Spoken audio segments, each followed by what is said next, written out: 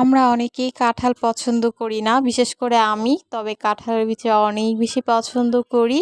তো আজকে আম্মু কাঁঠালের বিচি ভর্তা বানাবে, আর এইটা আমার খুব বেশি পছন্দের। তো ভাবলাম আজকে আপনাদের সাথে শেয়ার করি যে আম্মু কীভাবে ভর্তা বানায়। আর এই ভর্তাটা আমার অনেক বেশি পছন্দের।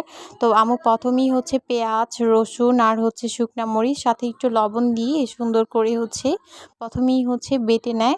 তো এটা বেটে নেওয়ার পরে সুন্দর করে কাঁঠালের বিচি আগে থেকে ভেজে ছুলে নিয়েছিল। তো ওইগুলো দিয়ে সুন্দর করে বেটে নেয়। আর সিদ্ধ করলে বাটার টাইমে অনেক সহজ হয়, তবে ভেজে নিলে একটু কষ্ট হয়। তবে ভেজে নিলে টেস্টটা বেশি হয়, এর জন্য একটু কষ্ট হলেও আম্মু আমার জন্য ভেজেই ভর্তা বানায়।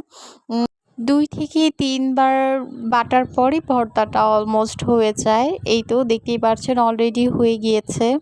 আর এই ভর্তাটা অনেক বেশি টেস্টি হয়। আপনারা যতক্ষণ পর্যন্ত টেস্ট না করবেন ততক্ষণ পর্যন্ত অ্যাকচুয়ালি এটার টেস্ট কেমন সেটা বুঝতে পারবেন না। তো এই তো খুবই লোভনীয় দেখাচ্ছে। তো আমি তো আর সহ্য না করতে পেরে আমি পাটা থেকে নিয়েই খাওয়া শুরু করে দিয়েছি। আর অনেক বেশি টেস্টি হয় এই ভর্তাটা।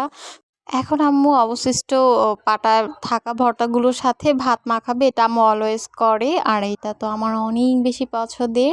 তো আপনাদের কার কার পছন্দ সবাই কিন্তু কমেন্টস করে জানাবেন। সবাই ভালো থাকবেন। আল্লাহ হাফিজ। তুমি গরম ফুলের গান, তুমি গরম